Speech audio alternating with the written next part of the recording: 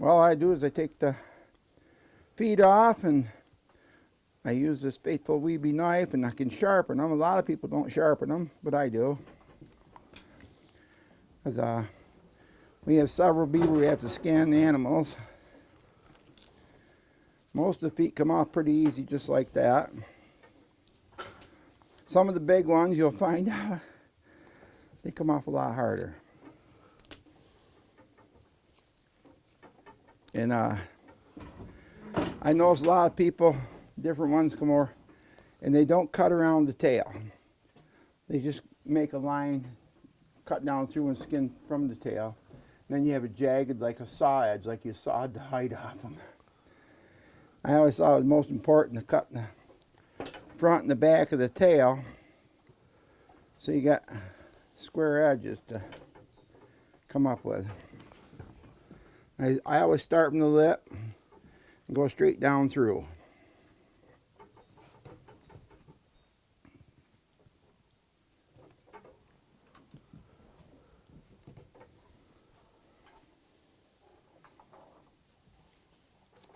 The important thing is here, when you go down through here, you go, try not to cut the gut. I'm going to try not to myself. But if you do, a lot of stuff comes out that on the hide, the belly juices.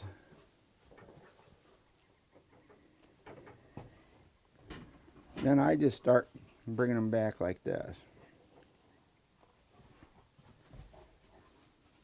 So George is clean skinning.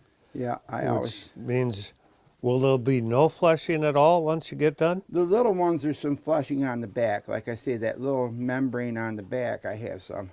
The big ones, I skin right down clean all the way and put them right on. And then I get them nailed on and nail everything on. And I go anywhere from 7/8 to an inch apart on my nails. On an average blanket beaver, and I didn't know this until last year, I had a guy come over and help me take them off, and he says 126 nails in a beaver hide, and a blanket beaver.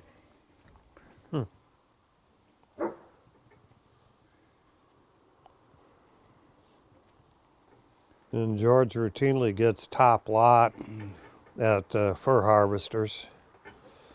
Yeah, He's known for his good still put-up. think that, you know, almost 90% of the putting up of the fur is putting it up. So many people catch a lot of fur and then they treat it like dirt.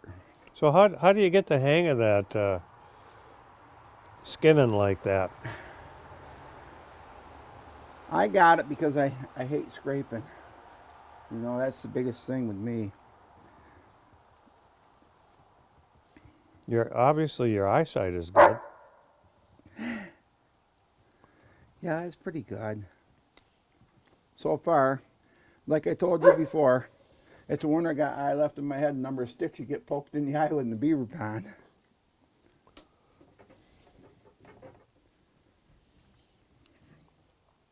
Now I just pull them up just like that.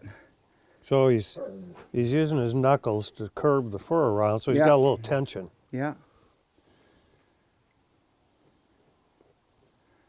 Well, I started with that knife there, and then I always use a beaver knife or a bigger knife for when I get going. This is the Tala. What's this on? Called the Tala. Tala? This is his first time with the Tala, so. Yeah.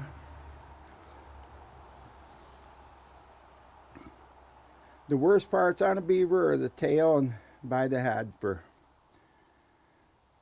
skinning clean or anything like that.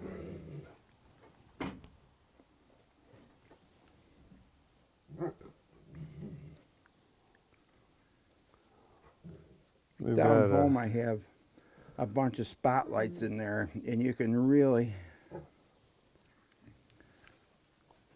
I'll send you some pictures of it. We've got a rare white wolf growling at us here. Yeah, the deck. very rare.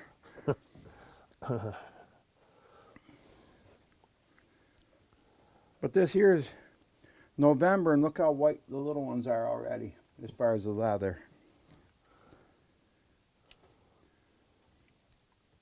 We got November 18th and no snow yet in the Adirondacks.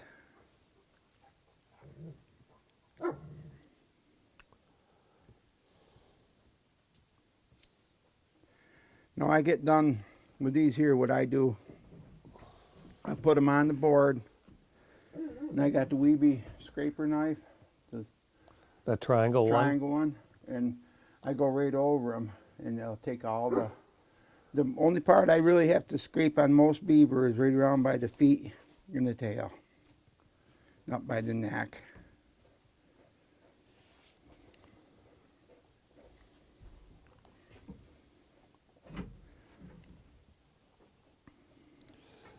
And you can, and there's not many guys that clean skin a beaver, but you can develop a feel, especially with the two-handled fleshing knife, of you can just feel the leather and you get the hand-eye coordination down. And I can tell that's what George is doing here. He can just feel where that leather is, and just his knife is just perfectly tuned into the line between the meat and the leather. That's the angle, you know. A lot of that's just that angle, you know. But there's not many people that But when we do get this.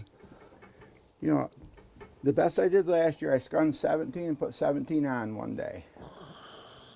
And anybody that skins any beaver, and plus they do all their, you know, it's not like I stayed right there. I'll skin a few and then I'll take a break, and you know, I skin 5, 6, put on 4 or 5 and get the fan on them, and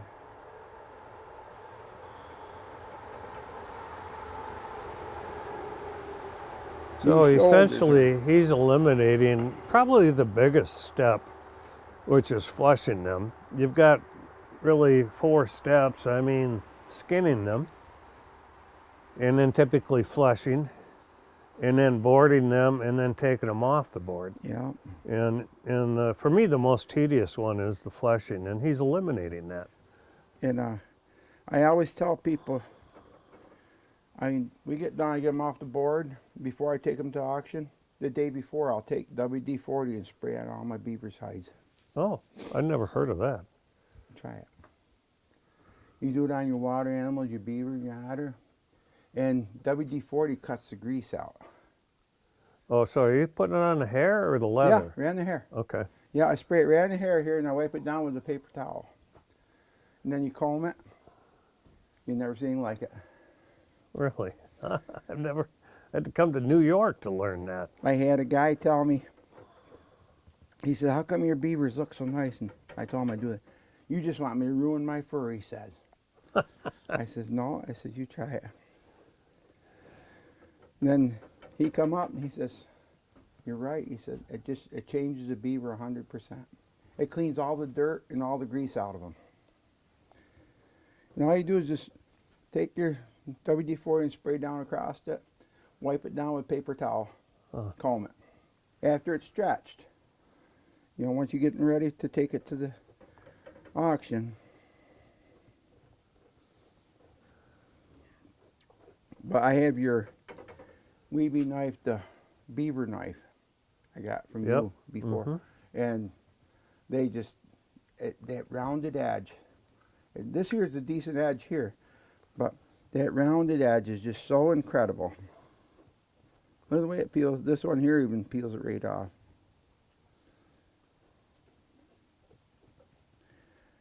You know, it takes a good knife to skin them clean, because you're working against it, not just taking, you know. This one here I'm skinning a little cleaner than I do usually the little ones. See the way that peels right off?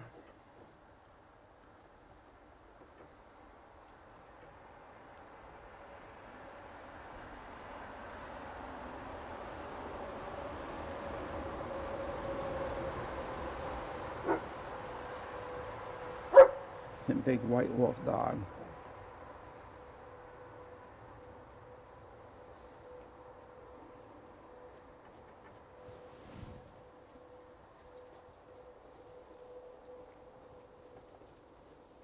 This here is the hardest part to skin clean. is the backbone where the flesh is very tight to the skin. So oh, okay, so where the red meat is, that's the Yeah, hardest. right there. Right in the middle of this back, right in the crown of the back right here. I guess it'd be the small of our back. It's the one that bothers us all the time. I don't know if it bothers you or not, but I always go halfway or a little better on the one side. Like I say, on the tail here, so many people just try to skin it to it instead of cutting around That's it. what I do. You skin it to it? Yeah, I always have, but I don't do a lot of beef. Right. And I tell people, I say, it looks like a hacksaw or chainsaw. They cut it around.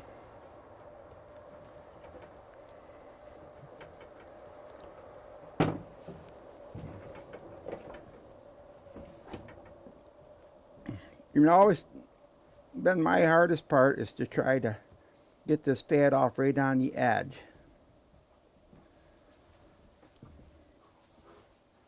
Yeah, a lot of times Lori will take the feet off them and split them down through and start them a couple inches on each side. Then all I do is pick them up and go from there.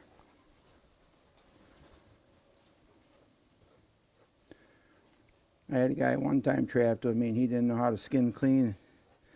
He said he skunned some beaver with me. He skunned them himself at his place and brought them over. He brought me over a feed bag with beaver in it, skun. I said, how many are in here? He said, 2. The bag weighed 35 pounds. I said, you just made sardines out of them. You just gutted them.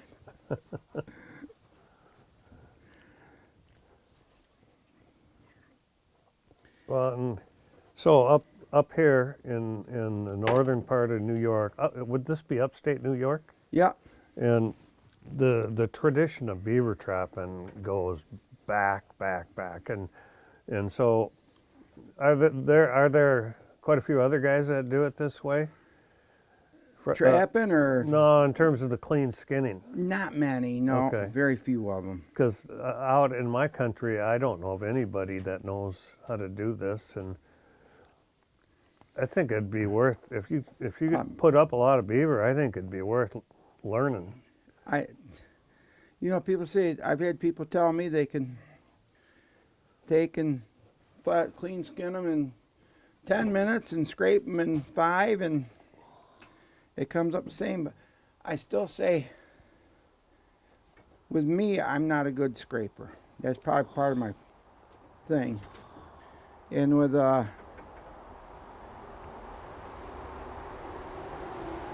still the guys scraping them, you're breaking a lot of them hairs on the back of them animals. On board, right? I mean, you're shoving down. You like gotta this. be hitting some roots, yeah. You know, and well, then I have everybody tell me that the reason I get top lot is I know the fur buyer and they know me and they want me to get top lot. I said, these fur buyers are not stupid, you know, they aren't going to pay a lot of money for junk. I would rather it takes me a while to put them on the board, and we catch quite a few beaver, but I'm never in a hurry. Well, I can't say never, you know, there's been times when I was wanting to get done in a hurry, but when I had cows, it was a lot different situation. See, this here is right, that tight spot right there between the legs and that going to that back.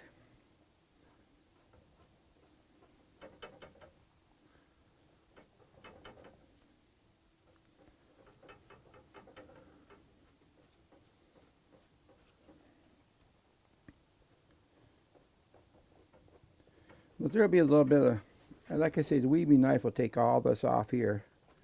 You just toss it up on the board and put it on, go around the leg pockets, and that triangle knife, I don't know who come up with that idea, but... It's an old Canada. Huh? It's a Canadian concept. Oh, it's just amazing, you know. We used to go over it with our, my partner and I, and he skun clean forever too. And when he skun clean, Phil Clark, the guy I told you about, he would lay a beaver on the floor and bend over and skin it. Wow. He Oh. never put it on a table. Oh my. And he'd do 20 of them. Jeez. Bent right over all the way down to the floor. I bent down to get my socks, it's enough.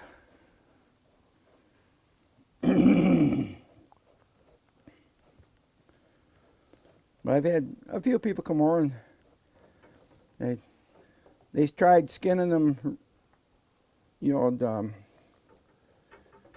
not clean, and they just said they made a mess of them. The time they scraped them and they cut them.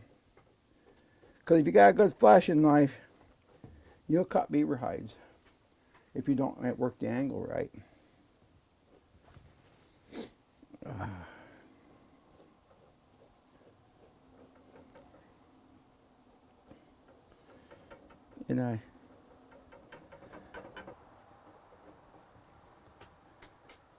And fur is a wonderful renewable resource if you, and I mean, you get it tanned, it lasts forever. I think, you know, I don't know, it lasts a long time. Beaver and mink with short hair fur will last a long time. Yeah.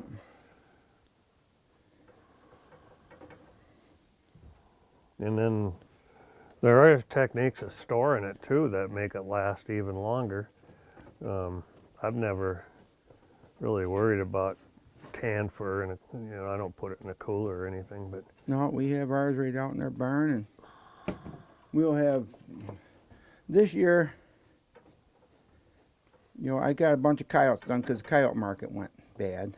I got them tanned down to Tabari, and I had them tanned 2 years ago. Feed all on them and everything. And I tried getting $70 for them a piece, and that didn't work. I dropped them down to 55 and 60, sold every one of them.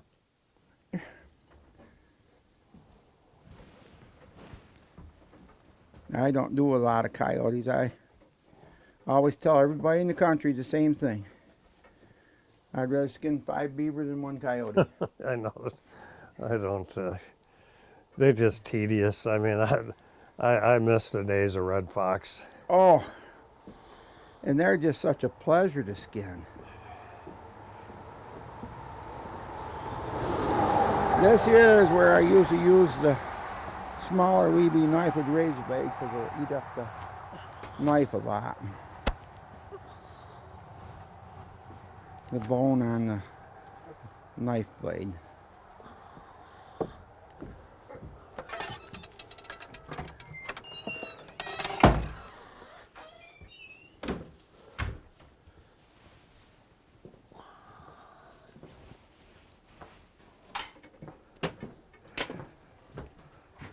And that's it.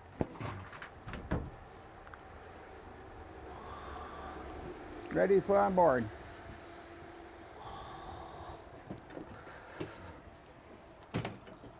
Now I take the casters out. On the small ones, there's not much for casters.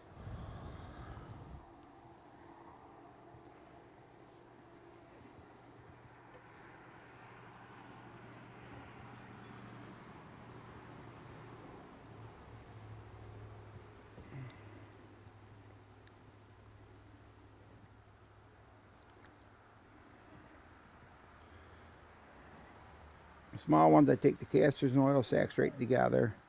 The big ones, I take casters out and then the oil sacks.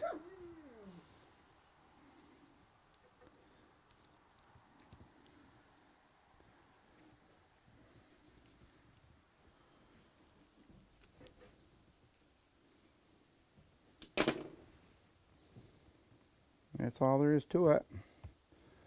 That's oil sack and caster together.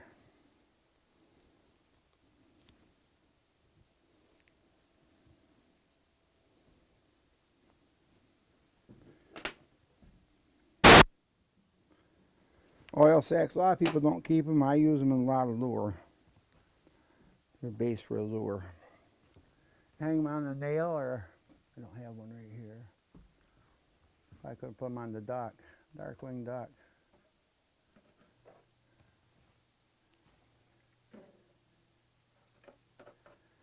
That's it. The beaver's done. You want to take this out back, Lori, later? Yeah.